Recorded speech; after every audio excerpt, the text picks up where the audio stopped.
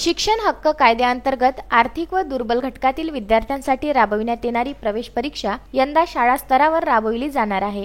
कागदपत्रांची पडताळणी शाळा स्तरावर केली जाणार आहे। 25 जून पासून प्रवेश प्रक्रियेला प्रारंभ झाला। या संदर्भातील मार्गदर्शक सूचना प्राथमिक शिक्षण संचालकांकडून जाहीर करण्यात आल्या।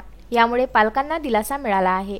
यंदा शैक्षणिक वर्ष 2020-21च्या प्रवेश प्रक्रियेत कोरोनामुळे सद्यस्थितीत पडताळणी केंद्र समितीकडे जाऊन कागदपत्रांची पडताळणी करणे अधिक अडचणीचे ठरणार आहे। त्यामुळे फक्त या शैक्षणिक वर्षासाठी शाळा स्तरावर कागदपत्रांची पडताळणी व संकलन करून समितीच्या मान्यतेने विद्यार्थ्यांना प्रवेश देण्यात येणार आहे। यंदा प्रवेशासाठी जिल्ह्यातील 243 शाळांमध्ये 2486 जागांसाठी 9003 अर्ज प्राप्त झाले होते।